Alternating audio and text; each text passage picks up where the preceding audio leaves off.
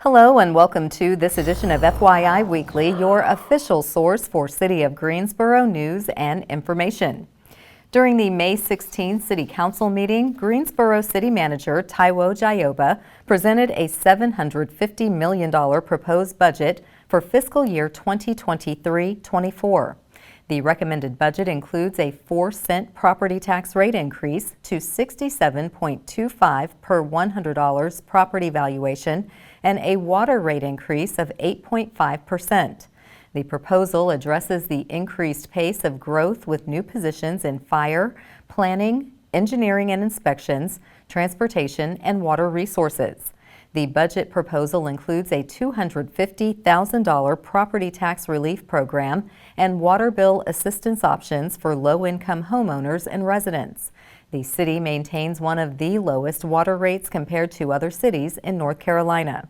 The recommended budget reinforces the city's goal to attract the most skilled workforce by providing competitive pay for city employees, increasing employee minimum wage, and increasing starting salaries for police officers, firefighters, and Guilford Metro 911 employees. The City Council will hold a public hearing on the recommended budget at 5:30 p.m. on Tuesday, June 6th.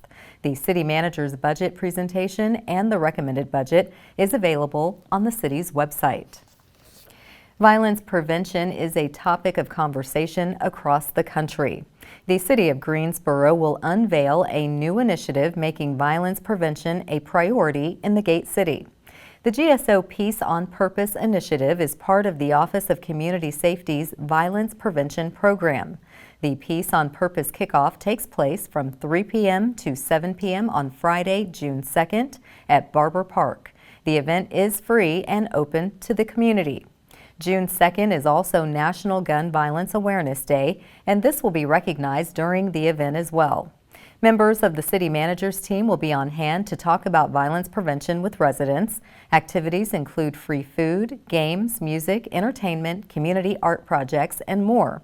Several community organizations will be on site to provide information about their resources, such as mentoring programs, mental health services, after-school, and summer youth programs. Supporting partners for this event include the Greensboro Police Department, Greensboro Parks and Recreation, and Creative Greensboro. Barber Park is located at 1500 Barber Park Drive. If you want to make some repairs around your house or the landscaping in your neighborhood needs a facelift, the city can help you out. If you want to do the work yourself, but you don't own the appropriate tools and equipment and cannot afford to buy or rent the tools, the city has launched a free Neighborhood Toolbox Lending Center. Review the list of the available tools and equipment, fill out a form to borrow the requested items, and they will be delivered to you all at no cost. Neighborhood Toolbox is a joint effort between Greensboro's Housing and Neighborhood Development Department and Lowe's Home Improvement.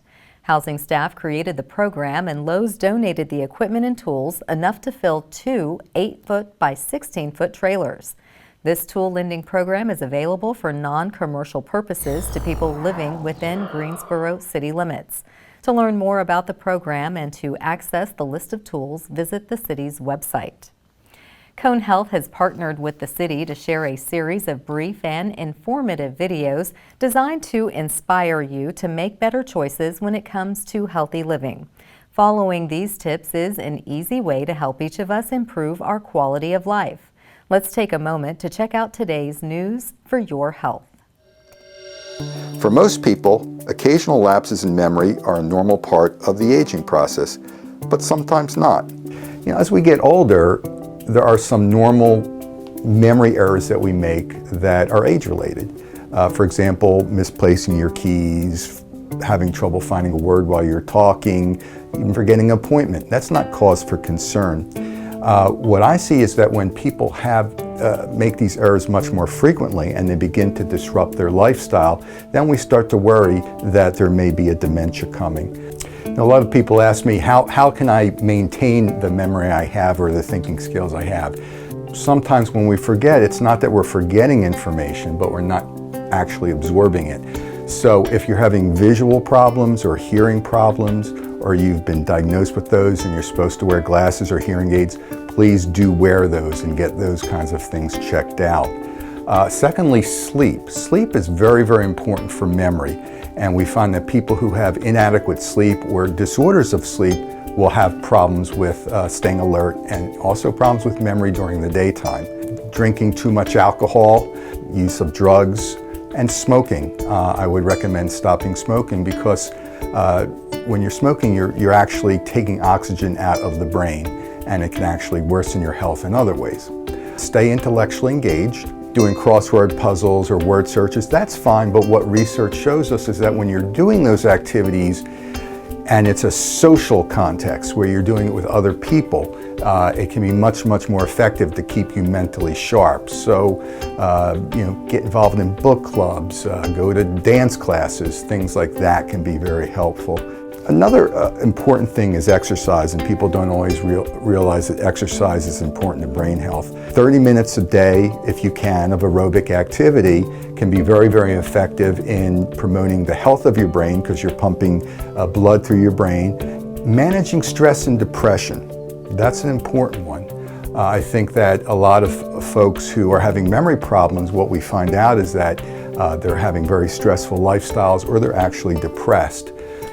Many of my patients ask me what they can do in terms of aids to use to improve their memory. First, you can definitely write things down. That's probably the easiest thing to do, either in a cell phone or on a pad of paper. Using a calendar that's in a central location in your home to kind of mark down appointments and important information can be very helpful. Asking people to repeat what they say to you back, even if you think you've heard it, and then rehearsing what you hear back in your own mind can be very helpful in strengthening the memory trace that you get. Another memory aid would be using alarms. So if you have to do something at a certain time to program your watch or your cell phone to give you an alarm to remind you to do something. If you worry that you're having memory problems or you're worried about a loved one having memory problems, I think the first thing to do is consult with your personal care physician. There are many medical conditions that could cause memory loss. Medical conditions such as thyroid disease, vitamin deficiencies. There can even be side effects of medications that can cause memory loss. So you want your physician to be able to review those with you and make sure that that's going fine. Thanks for joining me. I hope this information has been helpful. For more information about memory and wellness, please visit conehealth.com/wellness. I'm Dr. Michael Zelson. An entire festival is being dedicated to the celebration of Juneteenth, and an award-winning Disney production is taking center stage at the Tanger Center. We'll have those stories and more news coming up after the break. Stay with us.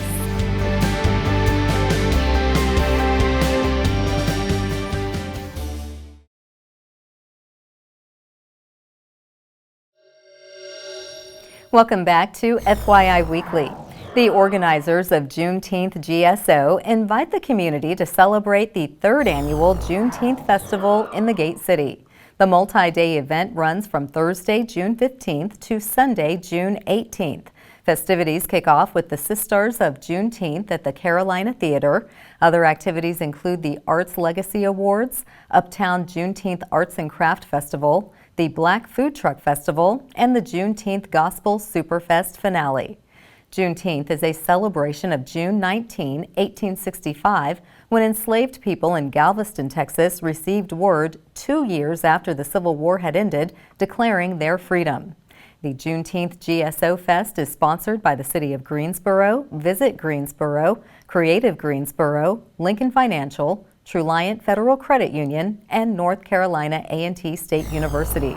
To review the event schedule for Juneteenth GSO Fest, visit the event website at juneteenthgso.com. Creative Greensboro is accepting applications for the GROW, the Greensboro Residency for Original Works. Guilford County-based creative individuals and organizations can apply through June 30th for residencies of up to 8 weeks happening in 2024. Grow is a flexible space located just inside the Davie Street entrance to the Greensboro Cultural Center. Artists selected for a residency receive no-cost access to the 800-square-foot studio space, dedicated marketing support, and compensation of $300 per week for the residency, plus a budget of $500 for materials. Residencies must include at least 6 hours of creative programming each week, which is free to the public. Residents may also use time in the space for private studio hours or to sell work and offer other fee-based programming. Creative Greensboro welcomes Grow proposals from individuals, collaborative groups, or organizations. Creative Greensboro is particularly interested in residencies that center the voices of communities of color, low-income communities, and people with disabilities. This project is supported by the North Carolina Arts Council, a division of the Department of Natural and Cultural Resources, with funding from the National Endowment for the Arts. To learn more about upcoming residencies or how to apply to Grow, visit the Creative Greensboro website. From the producer of The Lion King and Aladdin, Disney's Frozen, the Tony-nominated Best Musical, will play at the Stephen Tanger Center for the Performing Arts from today through Sunday, June 4th. Tickets start at $25 plus tax and ticket fees. Tickets can be purchased through tangercenter.com. Ticket buyers are reminded that tangercenter.com, Ticketmaster.com, and the Tanger Center box office are the only official retail ticket outlets for all performances at the Stephen Tanger Center for the Performing Arts. Ticket buyers who purchase tickets from a ticket broker or any third party should be aware Tanger Center is unable to reprint or replace lost or stolen tickets. Additionally, Tanger is unable to contact patrons with information regarding time changes or other pertinent updates regarding the performance. When a member of our community is killed at the hands of another, their family is faced with so many emotions and questions. Coming up after the break, we'll introduce you to the woman who supports victims through this difficult time. Stay with us.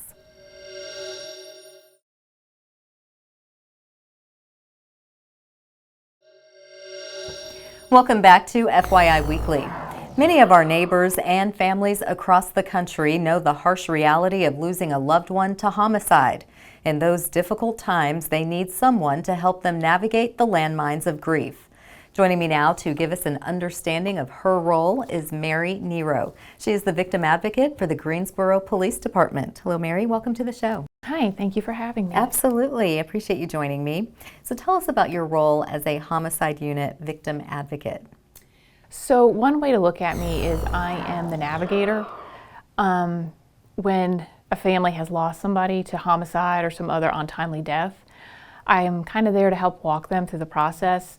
The detectives are, they do the criminal investigation, but the families often don't know what that entails. And so it's kind of like entering a very foreign world and sphere that feels, well, cold.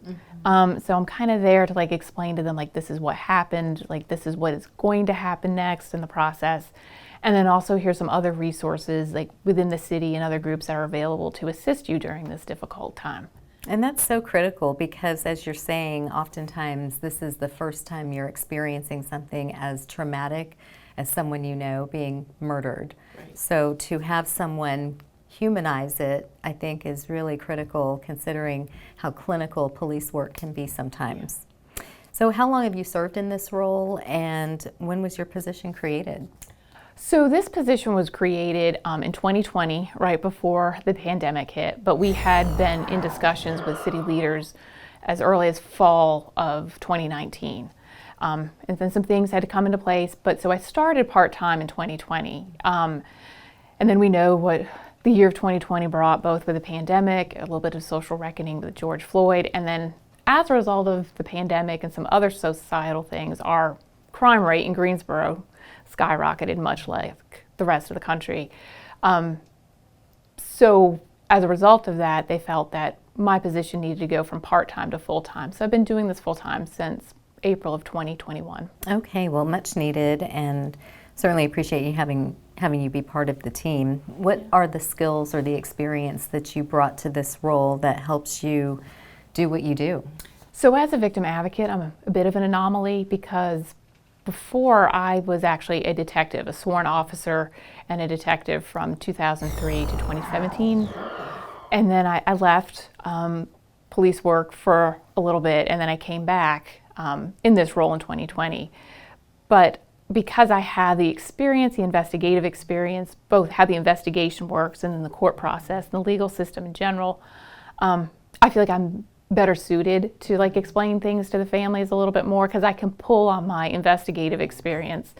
But I've also, when I was a detective and officer, I had a lot of community group experiences and just knowing what different tools there are in the city to help them.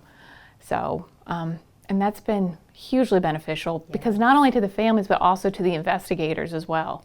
And like I said, I think having you as a liaison is excellent because oftentimes detectives get buried into the case and they don't resurface to connect back with the families, and that is exactly what you're there to do. Yeah.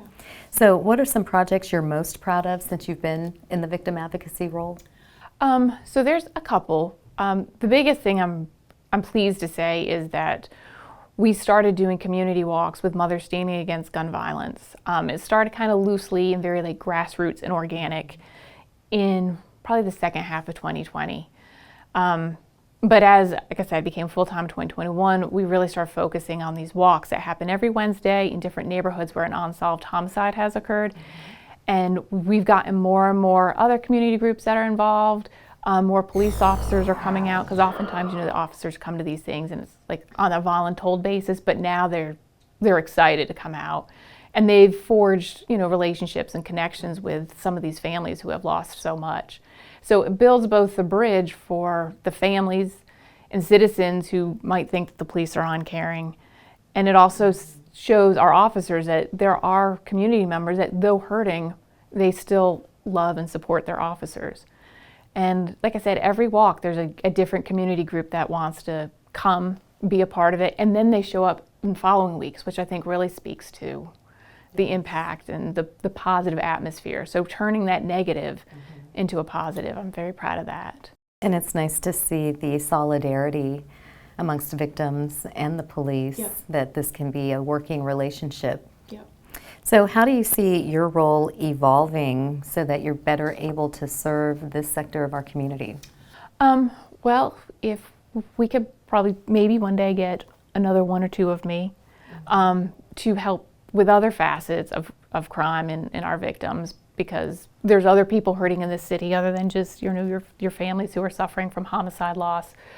So kind of just like building out the program and being able to dedicate more time to like some more specific needs that families might have, like food pantry type things, and housing, because oftentimes these horrible incidents happen either in their neighborhood or in their house. And so I'd like to be able to kind of build like a really strong network for that. And also my biggest dream is to start a foundation to help pay for funeral costs, because many families, average funerals are $15,000. And many families can't even begin to fathom that number. And I know that Greensboro has resources and has people with huge hearts. And so, like I said, my big dream is to start a foundation so that we can nicely say to a family, I'm sorry for your loss, but here's some funds up front to help give your loved one a respectable burial. Well, I do believe that through the work you're doing, as it evolves and grows, you will get to that realization. Yeah. I hope so. Well, thank you, Mary. GPD is making strides just by having you in place, and all of the things that you're doing for victims and their families. Do come back and let us know how the community can support you. Okay, great. Thank you. Stay tuned for some interesting and useful information about Greensboro as we tell you something about the city. That's coming up after the break. Stay with us.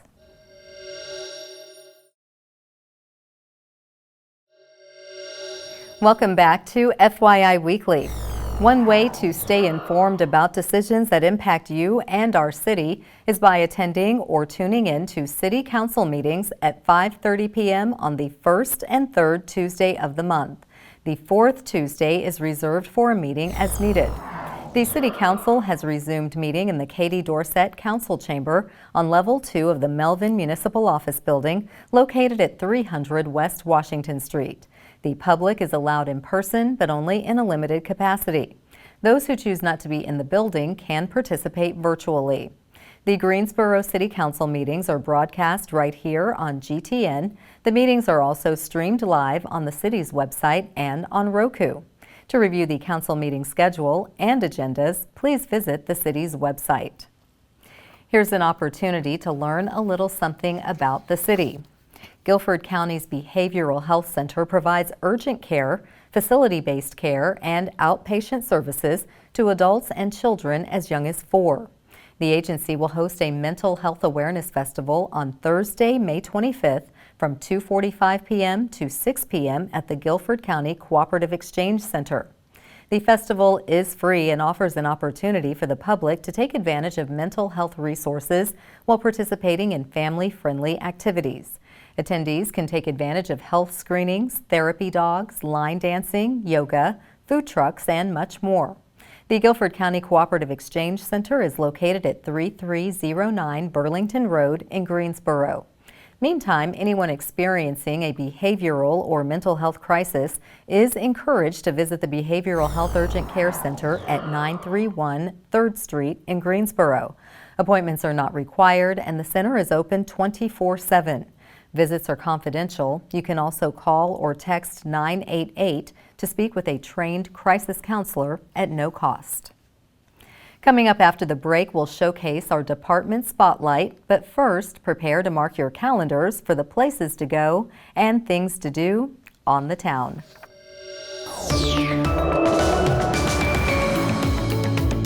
I'm Dave, and here are some of the special events happening this weekend on the town. A best-loved fairy tale and famous ballet come to life in a production of Sleeping Beauty by Triad International Ballet. Performances are May 24th and 25th at the Carolina Theater, with tickets starting at $35 for adults, $20 for seniors, and $15 for kids under 12. Buy yours at the Carolina Theater box office or online at carolinatheater.com. May 26th is a family fishing evening at Lake Higgins. For $5, residents can visit the lake for a fun catch-and-release fishing program. Bait and poles will be provided for every guest. Show up anytime between 5 and 8 p.m., but please register for this event on the city's website at greensboro-nc.gov. Families with small kids can learn about Greensboro's history and culture at the Greensboro History Museum's next Little Lions Saturday on May 27th. Head to the South Lawn in LeBauer Park for fun activities and demonstrations for children in elementary school and younger. This is a free event. Learn more online at greensborohistory.org. Are you curious about chess or an experienced player? The Hemp Hill Branch Library hosts the Knights of Vandalia Chess Club on May 28th. Learn how to play or practice your strategies. Develop critical thinking skills and compete against others. This free program is for ages 8 and up. Learn more at the city's website at greensboro-nc.gov. The Steve Milliken Black Caps Veterans Group hosts a Memorial Day ceremony on May 28th at the Guilford County Veterans Memorial in Country Park. Please note, dogs are not allowed inside the memorial, and parking is available in the paved lot off of Ormond Road. Those with accessibility needs can drive up to the memorial entrance. Stay tuned to FYI Weekly for more happenings on the town.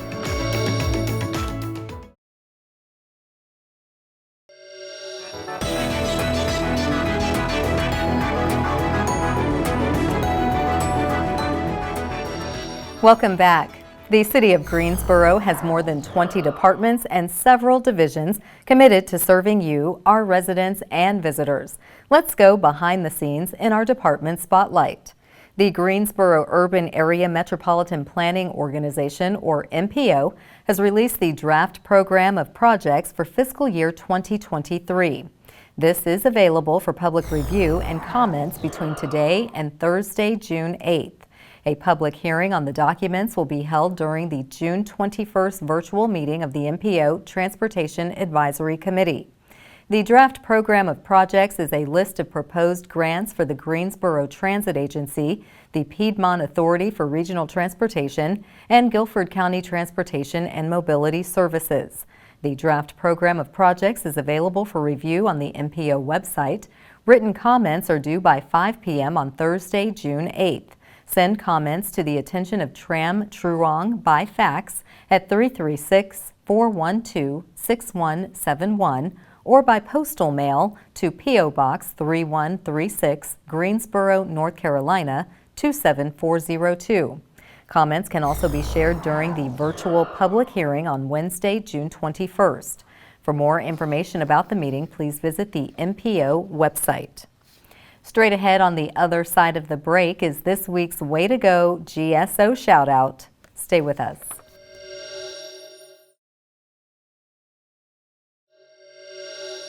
As we draw to a close, we always want to end on a positive note with our Way to Go GSO shout out. This week's shout out goes to the City of Greensboro. The Greensboro Parks and Recreation Department will host special teen nights. This will take place at recreation centers throughout the city from Thursday, May 25th through Friday, August 11th. Each night features free organized games and activities such as pool parties, kickball, dodgeball, and laser tag, just to name a few. Some programs will have a limited capacity, so it's best to register in advance. Registration is available online, and teens can attend as many nights as they want.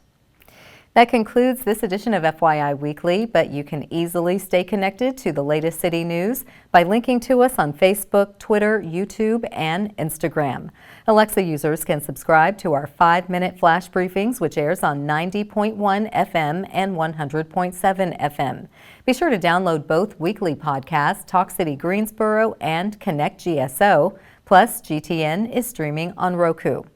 For all of us here at the City of Greensboro, thanks for watching, and we'll see you next time.